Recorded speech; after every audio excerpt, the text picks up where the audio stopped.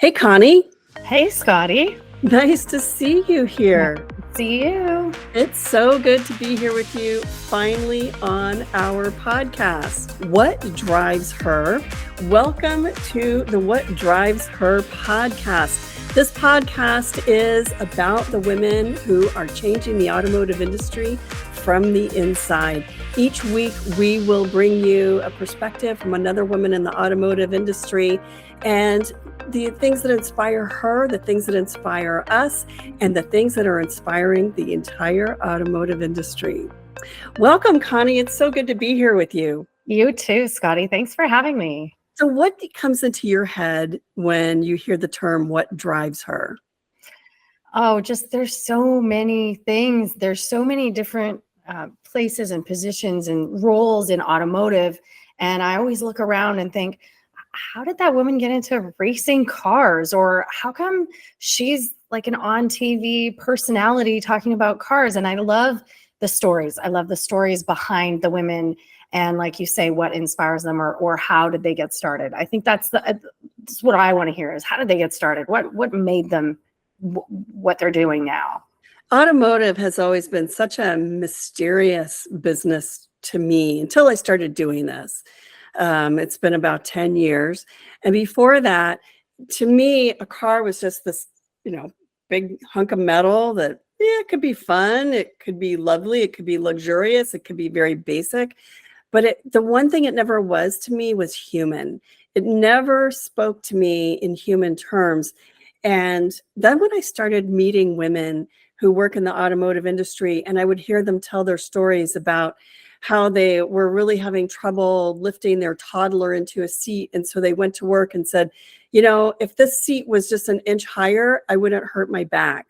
And all of a sudden, all these seats, these bench seats were a little bit higher for better visibility and better and less back pain.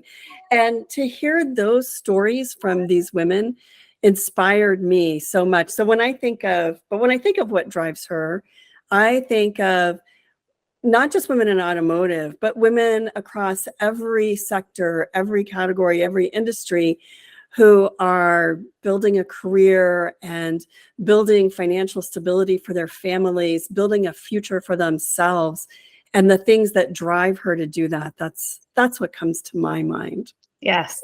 Amazing. It is. There are a lot of incredible women. I'm really excited to share some of these stories with our audience. I hope that if you're listening, that you will subscribe to our newsletter. You can head over to a girlsguidetocars.com, or you can look at the comments here and subscribe to our newsletter. Head over to our site, see what we're doing today, and follow along on social media. You'll find us on all the socials and sharing the news that we have every week and cars that we're driving, cars that we're reviewing. And speaking of which, Connie, what have you been driving this week? I have the Mazda MX-5 Miata, and I love it.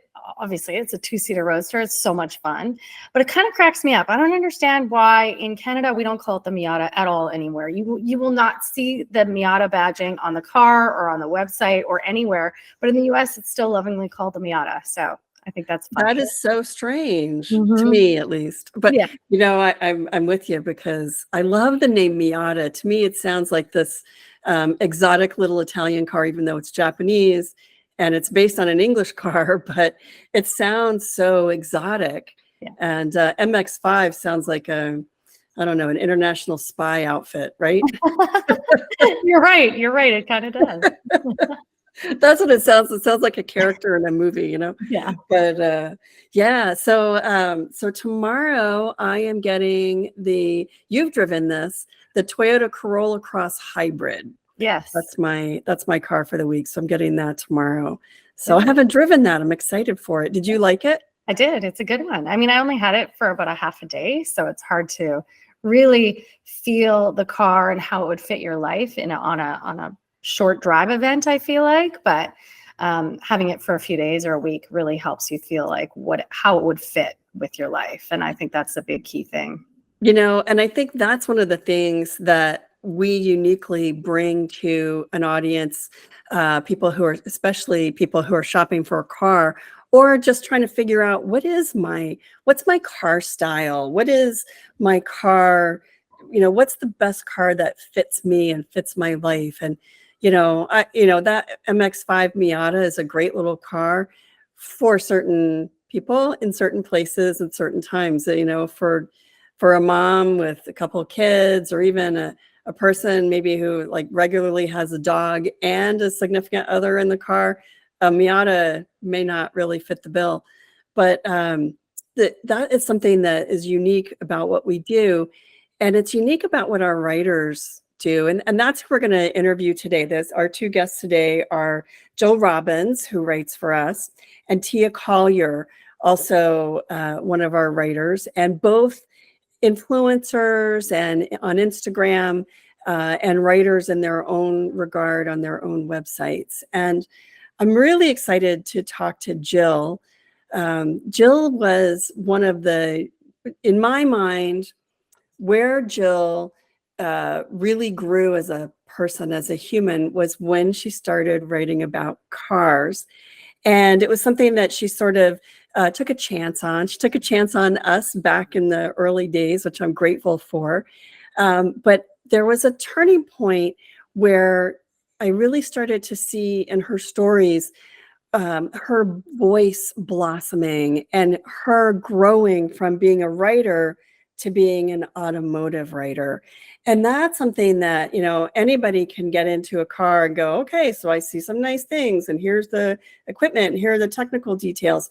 But when you start to really hear about how this car makes her feel, and how it makes her kids feel, and how it becomes dinner table conversation with her family and her husband, and how it starts to influence her purchasing thinking, then this is really getting into who she is. Mm-hmm. And so I'm excited to hear more of that from her today. Yes, definitely. And I loved chatting with Teia. And so tell me about why you wanted to interview Teia. Well, I met Teia on an event with you, actually, back in 2019, and we clicked immediately. We spent an afternoon driving together. We actually drove, if I remember correctly, a Ram 1500 to lunch, and it was my first time in a Ram 1500. And of course, that pickup truck is massive. We went to lunch, and then we went to the Porsche Experience Center in Atlanta and had a blast driving some Porsches on the track. But me and her really clicked through that experience. And I've also seen her blossom these last few years, just going from, I want to say, lifestyle blogger or writer to automotive. Really, I think she focuses mainly on automotive these days. I could be wrong, but I've loved watching her evolve. And I love her spirit and personality. So I just love chatting with her whenever I get the chance. And so hearing her story and talking to her was fantastic. I love all the different perspectives. And you talk to 20 different women about one car, and you'll hear 20 different things, and they'll all be valid. They'll all be helpful, and they'll all be things that you'll think about when you consider that car. It's incredible that you don't hear such varied information across all media. You'll kind of hear sort of the chorus of this and that and the other, but all these different perspectives. And I think that's one of the things about being a woman in automotive makes us a little different, because we approach life differently. We have different responsibilities and different things that we're thinking about. And I always love the question, a lot of the men like cars with cloth seats. They like cloth seats because the cloth seats really keep you anchored in that seat when you're driving on, curvy roads or around a track or something like that. And leather, it makes you slide a little bit more because it's slick. And so I always love to ask the question, so when you get into a car in cloth seats and you're wearing opaque stockings and a wool skirt, do they bunch up around you? Is it hard to get yourself settled in the car and get a blank stare of the guys? Because they don't have the same challenges that we have. and they don't ask those same questions that we have. And it's hard for them to talk about, not all of them clearly, but many of them, it's hard for them to talk about, like, daily preschool drop off and what it's like getting two kids in and out of your car in under, like, what is it they want you in and out of that drop off line in like a minute or two, because you're holding up traffic, right? And they've got school. So they want you to like get your toddlers in and out of that car super fast. And how do you do that? And that's something that I think just most of the mainstream automotive media never thinks about. Yeah. Those are the kinds of things that brought me to automotive. What brought you to automotive? Well, I was a mom blogger, so to speak. I guess that's an accurate description. And the car brands wanted my audience. They wanted Canadian moms to see me write about and talk about cars. So I started doing cars. Oh, I think it was 2014 probably. And then I was ready to move on from mom blogging. My kids had grown a little older. I was tired of talking about car seats and strollers. And so I wanted to sell my site. And then you and I were on a drive trip together. We drove the all new Acura back in 2018, I think that was. We drove together, and I said to you, I'm selling my site. I'm done with mommy blogging, but I love automotive. I still love doing the car stuff. And at the time I wasn't doing it consistently. It was just here and there. But obviously already doing drive trips and so on. But told you, I said, I'd love to write for you, Scotty, because I do love the automotive stuff, even though I'm done with the mommy blogging stuff. So that was really how it was an evolution of just writing occasionally about cars to just doing more and more. And then during the pandemic, I lost a lot of my marketing clients because pandemic, and I was still getting press cars. So that's when I started video, because I had more time on my hands, and I thought, I have no work to do today, but I have a car in the driveway and it's a pretty cool car. So I'm going to go shoot some video with it and just see what happens. And so that's how it evolved into becoming more video and less writing. And Connie, you can find Connie on her TikTok and Instagram. And what is that? XO Connie Peters everywhere. XO Connie Peters. So not only on A Girl's Guide to Cars, but also on our own channels. I'm so inspired that not only did you've been a super constant force here with us, but that you love it enough to do your own as well. And that's amazing. And I find that inspiring. Okay. So you said we were on a drive event. Tell our audience really quickly, what is a press event, or like a press trip or a drive event for automotive journalists? Yes. So when a car brand has a new model or a refreshed model, they will invite a group of journalists and writers to a location, usually a hotel somewhere nice. And then we spend the day driving the car. So we'll spend usually an entire day, sometimes a day and a half, sometimes even more, depending on the car and how many models there are. And the journalists break off in groups of two, generally speaking, and we just drive, spend time in the car driving. And we'll generally do, I would say, 200 plus kilometers in a day. I'm sorry, I don't know how many miles that is. Probably, I don't know, 150, 180 miles, something like that.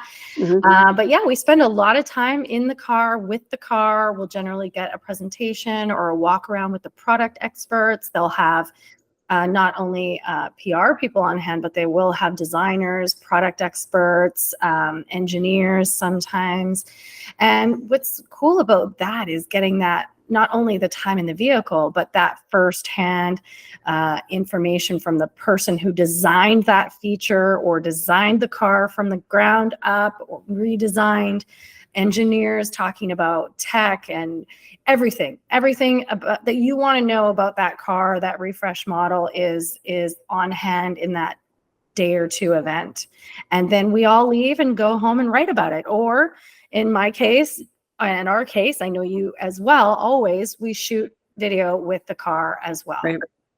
Yeah, it's important for people to understand that, this is how this industry works. This part of journalism works.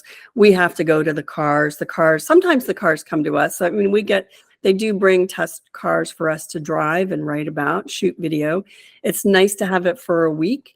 It's also nice to have it all compacted into like a day and a half, because then I'm done. Then the experience part is done. Then all I have to do is edit the video, write the story, edit the photos, get it up on the site. So it's a big part of what we do. But I noticed it's interesting in all of the interviews that we did with our journalists, with the writers for our site, everybody talks about the intimidating part of going to an event and what it's like, because this is a world that traditionally was mostly men and often very engineering focused or very technical. And we go to these presentations, we want to take away what it's like to live with this car in your driveway every week, not the technical details behind the braking system or the suspension. So, our takeaway is very different. So with that, I'm going to introduce our first guest. Please welcome Jill Robbins.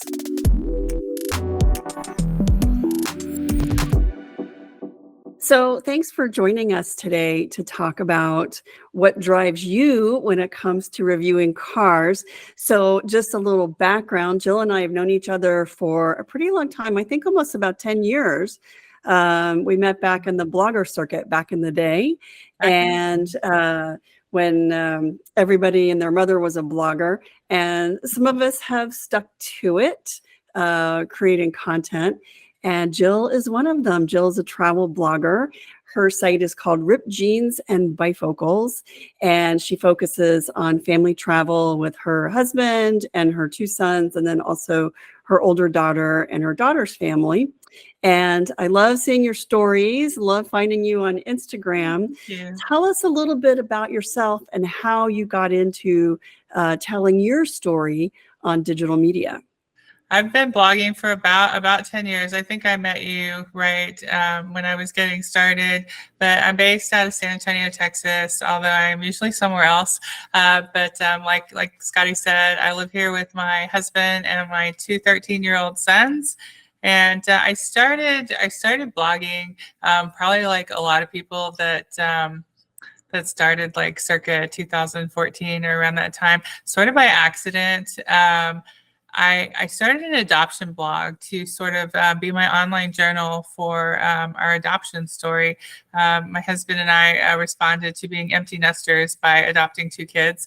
And we went from being a household of 2 to a household of 5 within 11 months. And it's as crazy as it sounds. But that's kind of what prompted me to start recording, sort of the day-to-day having to do with that, thinking nobody that didn't know me in person would ever read it. I didn't know that blogs existed for anything outside of adoption. I thought that was something you did when you were adopting a child. And then I, started looking on the internet more, and I saw that it was sort of a big place. But anyway, that sort of segued into some freelance writing, and I've bounced back between blogging and freelance writing for about the last 10 years or so. I have my foot in both worlds, and with ever-changing landscape of digital media, I think that's a good spot to be. Just to sort of keep options open. But I enjoy both. I enjoy running my own site and social media, and then writing for other sites like A Girl's Guide to Cars. But I never thought it would be a job, a revenue stream, a profession. It was just sort of something I did that was kind of like a scrapbook online. So it has never stopped surprising me. Well, your stories are incredible. I always love reading your stories and following you on social media. And I really love that over the last few years, you have found your voice in automotive.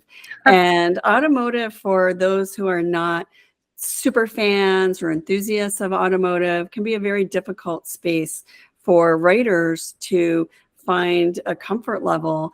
It's easy if you're a fan of cars, but if you're not a car fan, it could be hard.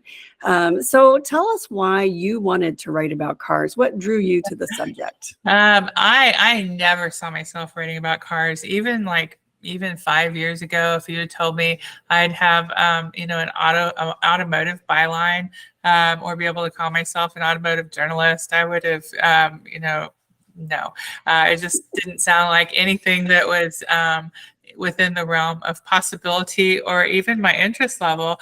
And like most everything else, that's happened in the last 10 years, it was sort of by happenstance.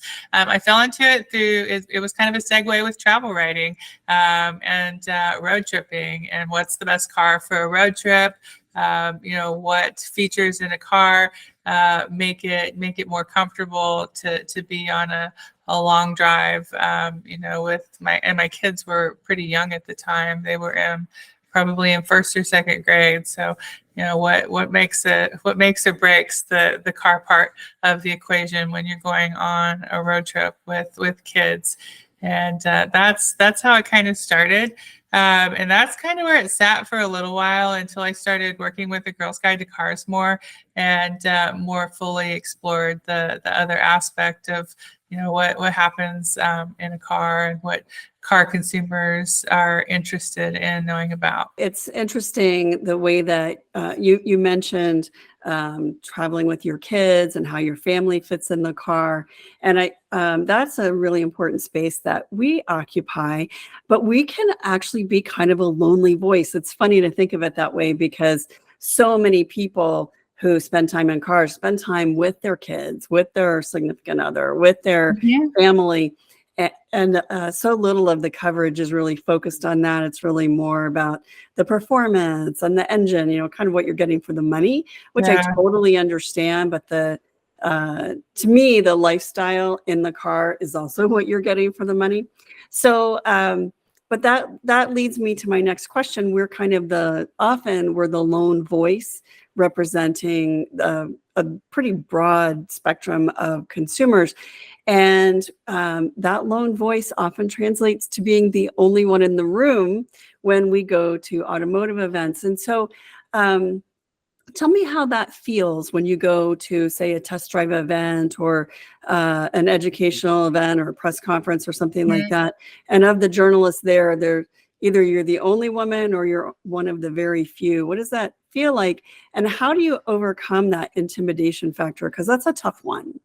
It is, and it was something that really surprised me.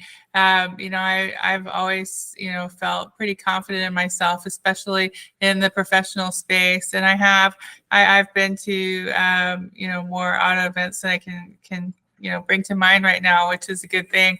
But I can recall two of them where I felt really out of my element, and just like a really tiny fish in a big pond. And one of them was an auto press event where I was one of two women, and the other woman was she was part of a husband and wife review team, but I was the only independent journalist there representing an outlet. And this was it was in early 2020 before everything completely shut down. And I mean, that really wasn't that long ago, even though it seems like it was an age ago. But that was, I know that in talking with my male counterparts, they were really surprised that I focused on lifestyle and things like the interior of the car and the comfort and the functionality. And one of them had approached me while I was doing like a walk around video, and taking videos of the trunk and talking about what Costco stuff and our weekender bags would fit. And he was like, "Is that what you do?" And he was really sweet about it. And that was a great auto event, very memorable, because everyone was really nice.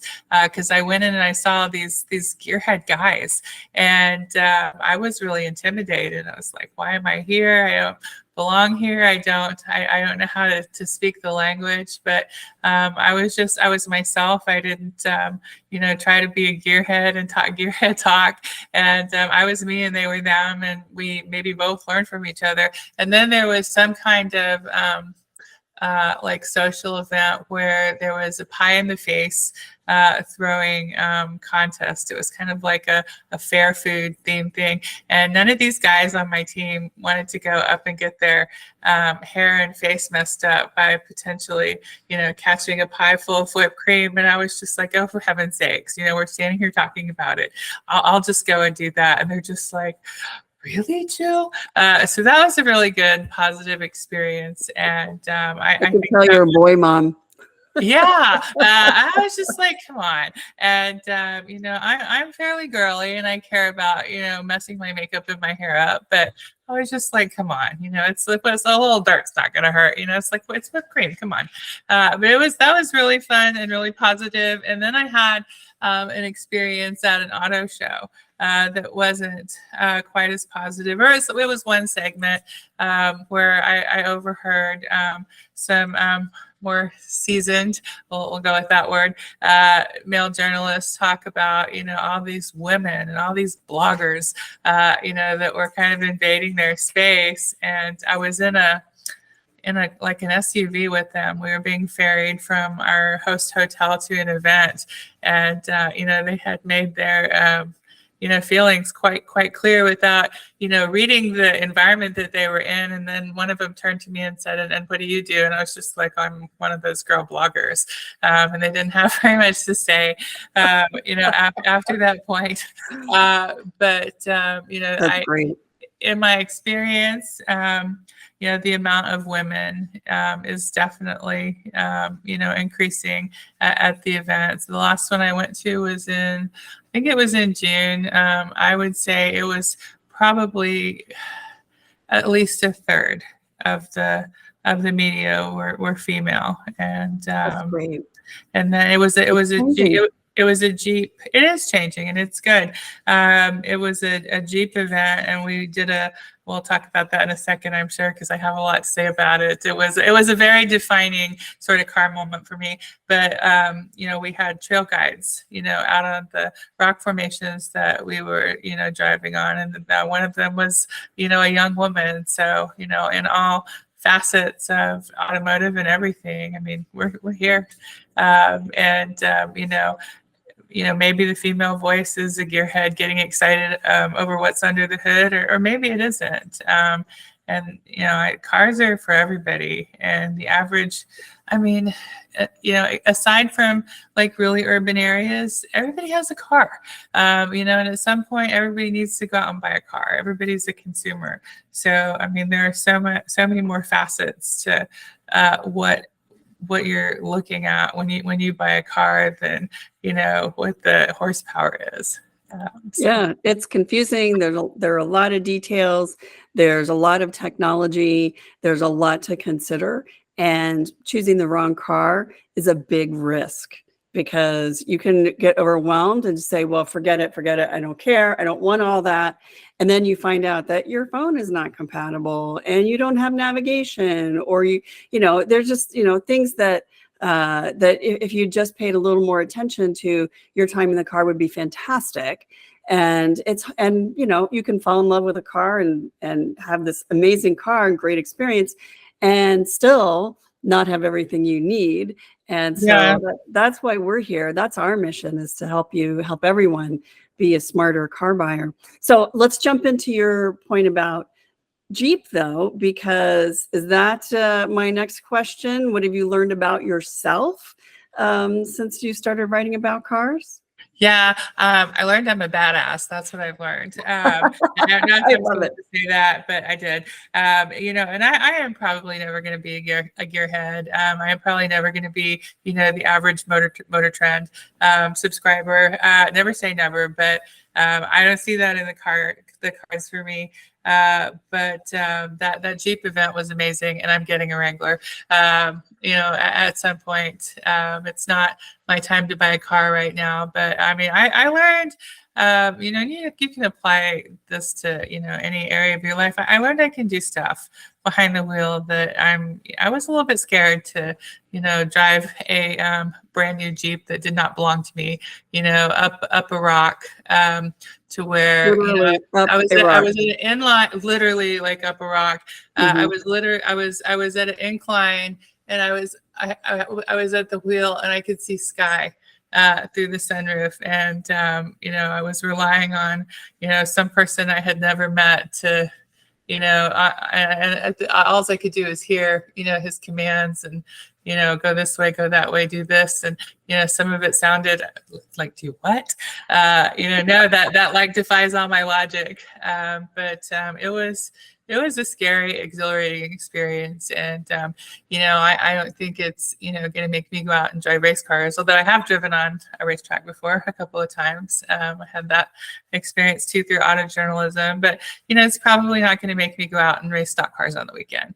But it's I've done things that are outside of my comfort zone, and I think that is good for me, especially as I get older, to continue to challenge myself or move the boundaries. That's good for me in so many facets of my life, and it spills over into other areas too. And it doesn't mean everybody should go out and be a daredevil and drive up rocks, but for me, it's meant being able to push my boundaries a little bit. And I can't wait to have a Jeep, because I'm gonna get one. Well, that's Jeep will be good. You told me like in 2019 that I should have a Jeep. So it's taking me a while, but now I'm really on board with it. Back 4 or 5 years ago, I was just like, okay, Scotty, that sounds nice. But now I should have a Jeep. I'm with you now. But once you have that experience, once you have a great experience with a car, it really changes your perspective, whether it's driving off-road or driving on a track, or just going in and negotiating and getting everything that you want and need and not feeling victimized. And a great experience with a car is a phenomenal thing. It really changes your perspective. And a bad experience with a car also changes your perspective. So let me ask you this, because you have been writing a lot about electric cars, about plug-in electric hybrids. You've been having those conversations, I know, at your dinner table. So what advice would you have for someone who's in the market for a car right now? I would say to really know what you want in a car, and what you need in a car, and that's gonna require some sort of lifestyle assessment. Especially if you're thinking about going electric or a hybrid. How are you going to be able to do that? What's your infrastructure like where you live? If you're going to be sharing the car with somebody else, if it's not going to be your car, obviously there's some meeting of the minds, or compromise, or consensus, or coercion, or however it goes at your house going on. But to know what you want, to know what you need. And I would also say to kind of own what you need. If you need your car to be blue, or if you want your car to be blue, I have never bought a car for frivolous reasons, or for fun. I've never included the fun factor in driving in our car purchases. It's always been very practical, very needs focused. And people, when they're buying their cars, they're at different points in their life, or have different, things and budgets to consider. I mean, I am at a point in my life where, the fun factor can be there. And I'm okay with it being there. Maybe 10, 15, 20 years ago, I wouldn't have been okay with it, or wouldn't have been able to, that just wouldn't have been a possibility. But, to know where you're at, where you're going, in the next however long you foresee as the life of your car, I would say probably look at the 5 years down the road. And, are you planning a move? Are you planning to, move somewhere, ultra rural? I think that would, definitely have an impact on somebody, wanting to go, all electric. And I would also say look at your non-traditional car sources. I've been looking at Jeeps on Carvana. I've looked at like the Costco auto buying plan. There's probably a lot of other things out there. I see, I can't remember what it is, but they're always in my social media ads. You make the deal yourself. I can't remember. Oh, yeah, drive time. drive Yeah. time. Yeah. And I'm not, I'm not saying I've never used any of those alternate sources. Usually you go to a dealer or you buy it off of, somebody, or that's what I've always done. Even used Mhm. cars we've bought, I think through dealers, but I would really know what you want and what's important to you. Ideally, you're going to have time to buy your car. Although life isn't always gonna give that to you. Sometimes things happen and you need to replace your car and you need to have it next week. So that can sometimes spur on an unwise purchase with cars and everything if you have to buy them in a hurry. Yeah. There's odds that you're not gonna love what you buy. But I think it's okay to to like what you like. I think aesthetics, you know, if you're just out of college and getting your first job, and you're on a limited budget, or if you have $5,000 to, get a ride that's going to get you through the next 12 months of getting your kids to school, maybe aesthetics, isn't going to be, the top, want. But I think, it's okay to like what you like and want what you want. And that's such a good point, because I feel like when I was buying my first car, and the two questions I had were, what are my color options, and where do I put my purse? And I was shamed by men who are like, that's not important. It's not important to know where you put your handbag. It's not important to It's know. like the outlets and the, how many USB ports does it have? Yeah.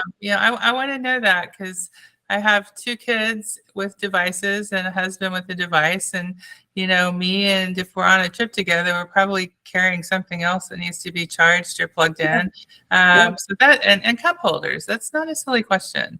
It's not, those are not silly questions, because that's how we live in our cars. But color's important. It makes you happy. Color makes you happy. It's one of the most impactful things to your mood, is color and light and hue and tone.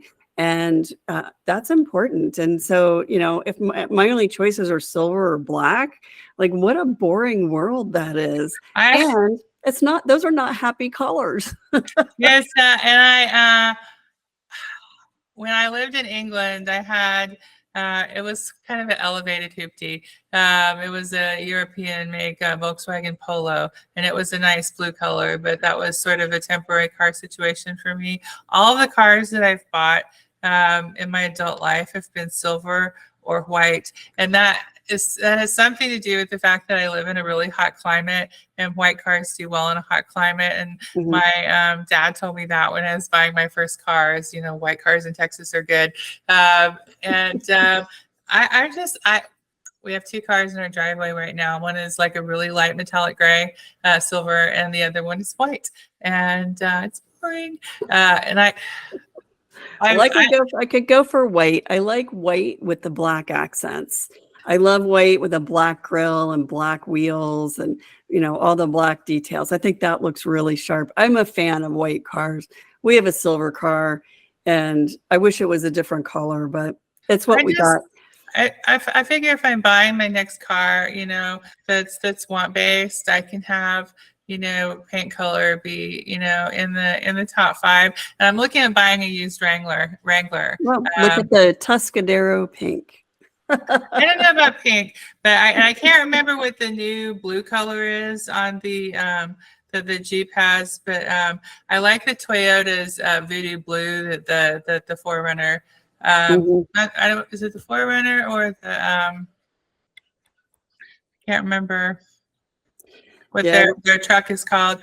But I really like that sort of blue, that like, it's not a crazy blue, but it's definitely like a royal blue. And I like the yellow too, but I'm ready for fun, and I feel like I've earned fun. So I think you have. That's where I'm at. Well, I'm excited to hear that there's a Jeep in your future. Yeah, I'm serious though. I've been looking at used ones because you know, that it would be sort of a second-ish, you know, car. And,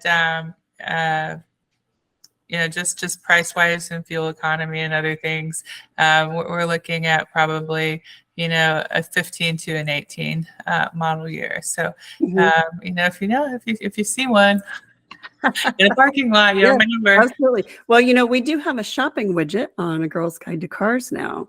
So you can click on almost any story that we've published in the last, the widget is it's at the bottom of every story now. Not every story, but most of them. Any story that we published in the last like couple of months, it should be at the bottom of the story. Yes, we partnered with TrueCar. We haven't published a story on it yet, but we will do that. And but yeah, we have a shopping widget, so you can click on the shopping widget at the bottom of our story and start your shopping there with the listings on TrueCar. The internet already knows that I'm looking at Jeeps because I see like Jeep ads all the time in my social media sidebar, and it's definitely like made me super aware when I see them on the road and in parking lots and stuff. And you know, I think I don't think my husband is excited about it, but he's not like negative about it. You know, and like most crazy, I've had really crazy ideas before, and he's ended up telling me that, you know, that ended up being a good decision and I was right. So I see that as just another instance of this. And but once he learns to off-road, he's going to be thanking you. I think we would really have fun with it. You know, it's a new adventure for the family though too. Think about the places you can go that you can't hike or drive a regular car, that the Jeep will take you. I think that's after, you know, rubbing elbows with Jeep people and talking to, you know, the Jeep staff folks. That's, you know, I never thought of that as being an asset to be able to get someplace that I couldn't otherwise go. So that I'm sort of an adventurous person to a point, and that sort of like sealed it for me. I was like, oh, that's awesome. Well, Jill, thank you so much for spending a little time with us. Absolutely. We love working with you. Love seeing your byline on our channel and seeing your content show up in our social media feed. And so Jill's stories will continue to publish on A Girl's Guide to Cars. You can also find her over at rippedjeansandbifocals.com. And that's also her social media handles. I see you on Twitter, on X, every day. We're not going down that road. And but yes, on Instagram. Facebook are the big ones. Yeah. So, but thank you for joining us, Jill. It's great to see you. Thank you for having me. It's good to see you too, Scotty. Hopefully in person sometime really soon. Yes, I hope so too. Absolutely.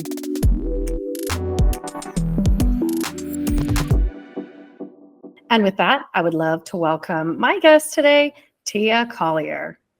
So welcome, Teia. I'm so excited to talk to you today and see you virtually today. Hopefully we'll see each other in person soon. Maybe be drive partners on a trip one day soon. That would be amazing.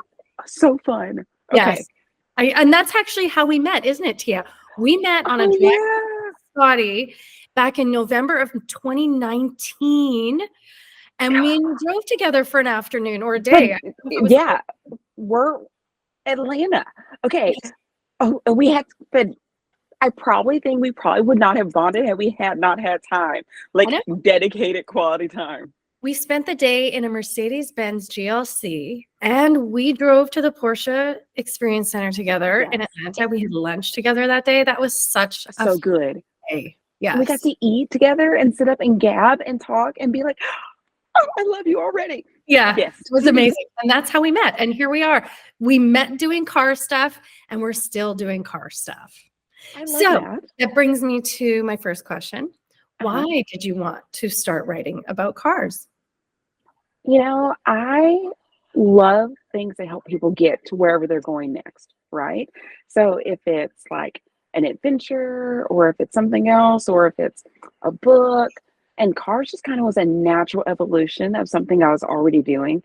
And then once I got into it, I was like, oh, and it's never boring. Like, It's never boring. It's always different. And like, it's like modern craftsmanship, you know? And that's the part I like. That's the good stuff for me. So I'm like, "Ooh, wait, tell me your story. Tell me why that's the way that is, you know?" That's amazing. I love hearing that. And so I find that it can be quite intimidating to go on a press drive or a car event or a reveal event when the majority of those other journalists in attendance are Uh-huh. men. And I find sometimes this space can be intimidating. And I'm just curious how you get past that, or if you feel that way as well. You know, I taught school for a bunch of years before I started automotive. Um, so there's always a case of nerves, you know, not so much about the gender difference, but more about, am I ready? Do I know all I need to know to be able to do this? Right. Once I get past that, it seems like that is something that's universal amongst us, men, women, anybody. It doesn't actually matter. It's fine that it's more in my head.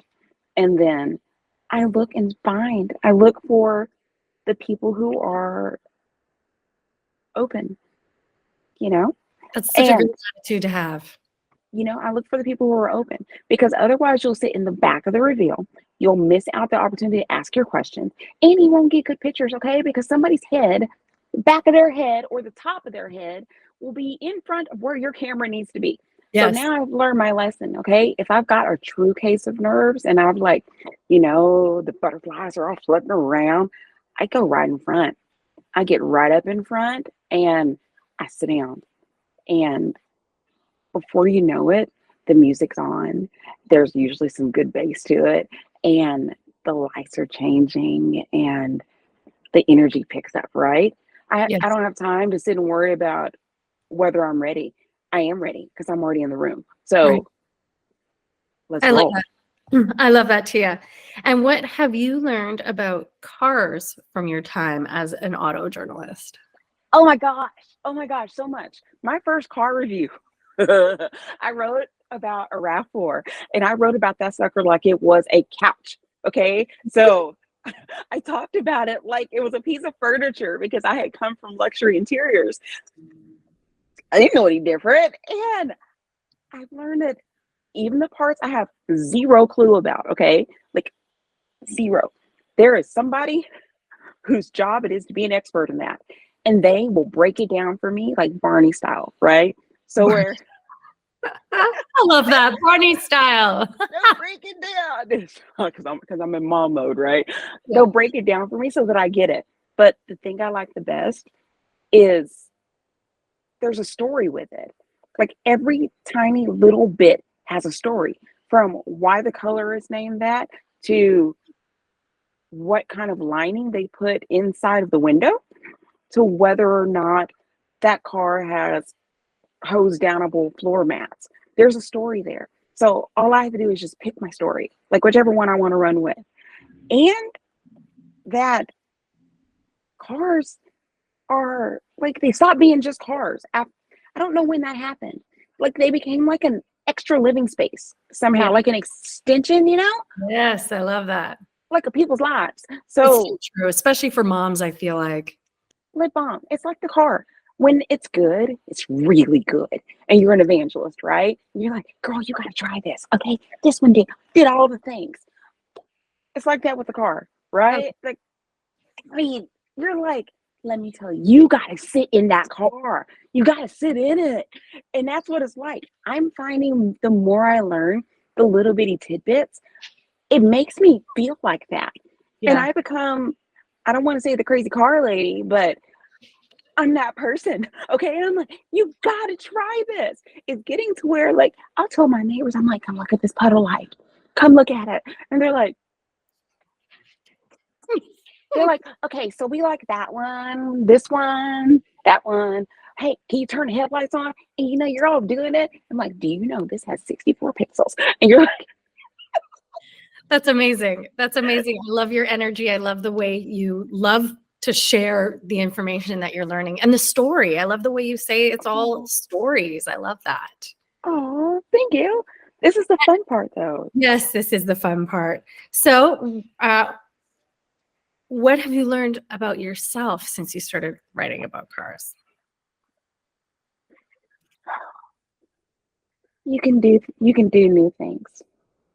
You can do new things. New doesn't have to mean scary, and scary doesn't have to mean bad.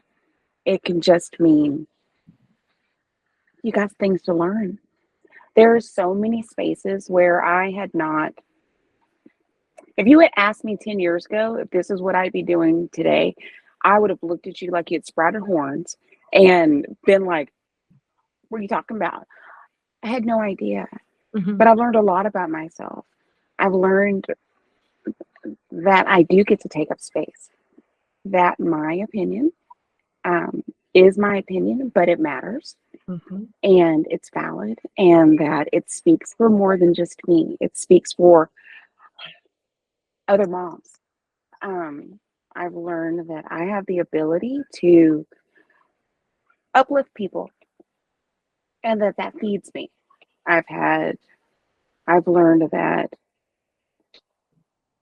you can do hard things. Hard things can be good.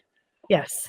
And that who you become on the other side is somebody you didn't even know, but she's amazing. And I can't wait to see who I get to become next. You know? Yeah. Like, there's something new, a new adventure around the corner, right? Can you remember 2019? And we were there. We had just both come from other forms of lifestyle, and we had like met at that spot. That's where we met each other. And looking back on that time now, could you have even charted this path? No, not at all. I mean, I watch yours and I'm like, go girl.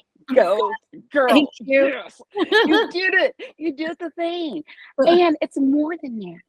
Because watching people like you, who I do consider friends, shows me that I can. Yes. You know, there's so much I don't know how to do yet, but that is possible. You know, that is possible. Or to listen to my kids talk about me, and they describe what I do, and they're like, yeah, my mom's an auto writer. And people are like, what's that? She writes about cars. She drives them. She tells a story. She gets really sappy about the story. She pours lots of coffee. And they say stuff like that. That's what my youngest says. Adorable. And I'm like, yeah. Or I hear my daughter say, well, you know, it's not really something that was there before, the way she did it, but I guess you can just make your own space to know that that's possible. Who would have thought? Like, it's, you know, that's amazing. We get to make our own space. Yes. I'm like, game on, y'all. Game on. I love it, Teia. And do you have any advice for car buyers? Oh, yeah. Okay, one, whatever your budget, you are going to be able to find a car you love. Whatever it is. Figure out your budget. There will be a car you love. You won't have to sacrifice function and all of that and beauty. There is a car in your price point that will make you smile. Yes, I totally agree. Look for it. That's one the other day about there aren't very many bad cars out there now. Yes. All good. They are all good. They all have great function. They're all great to drive. And, you know, some are more fun than others. But like you say, your budget, you'll find something great. You will find something great. You know, the safety tech is there. There's so many companies now that aren't saying that that's a luxury thing. So that means stay in your budget, okay? Don't price yourself out, get something you can't afford, or you're stretching to do it. No, it's not even necessary. Find your budget and then go find your car, you know, and then buy for the life you have now. So, you know, if you've got 3 kids and you need like that middle row to like move out the place, hey kitty, then okay, get the car you need. And then that way you don't have what's that when you don't love what you bought? Buyer's remorse. Yes. You know, stay in your budget, get the car you need today for today, and then when you're ready to go on to next, trade it in, you know, or even consider leasing and then go on to next. But there's not for every budget, there is a car for you. Yes, that is fantastic advice. You're absolutely right. I totally agree with you, Teia. It was Aw. so nice to see you, and it was so nice to have you on here. And like I said, I really hope we get the chance to be on a trip together again, a drive trip together again so soon, maybe 2023 even. We'll just put that out there in the universe and see what happens. You know what? It has a way of working out, don't it? It It does. really does. Oh, Awesome. yay. Teia. Thank you.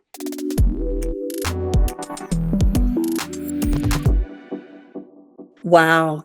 I love hanging out and chatting with Teia. I feel like every time I'm on the phone with her, I could be there all day. Absolutely. I agree. Yeah. So she said something though that that really strikes home with me, and that is that her opinion matters. And I think that as women, because so many women are not car enthusiasts, we're not gearheads, we're not mechanics, we feel like because we don't have that technical knowledge that our opinion doesn't matter, but it does. I'm so glad she said that. Yeah, absolutely.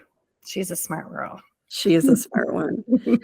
Tell me what struck home with you from Jill's discussion. I follow Jill on social. I see she has boys and have for a few years. Watching them grow up is pretty cool. I love that she includes her boys in all of her content, and having cars, family cars, be such an integral part of being a mom. Having her integrate her boys in all of her content and her opinions and her stories is key. Yeah, I love that too. And I swear it makes me smile every time she writes a story for us. And there's a photo with the boys and they're playing in the car, around the car, they're sitting in the car smiling, or they're hanging out of the windows or whatever they're doing. And it makes me smile too. Yeah.